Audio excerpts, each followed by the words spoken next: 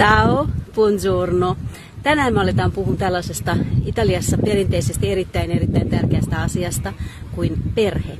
Perhe on italiaksi famiglia, ja se sama sana tarkoittaa myös sukua. Niillä ei ole kahta erilaista sanaa. Sukulaiset puolestaan on parenti, ja tässä pitää muistaa, ettei niitä me sekoittaa siihen englanninkielen sanan parent, joka puolestaan tarkoittaa vanhempia.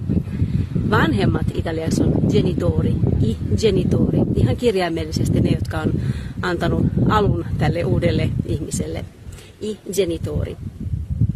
Vanhemmathan on, puhutaan nyt ihan perinteisessä mielessä, on il padre ja la madre. Il padre, la madre. Ja lapset puolestaan figli, un figlio, una figlia, due figli, due figlie.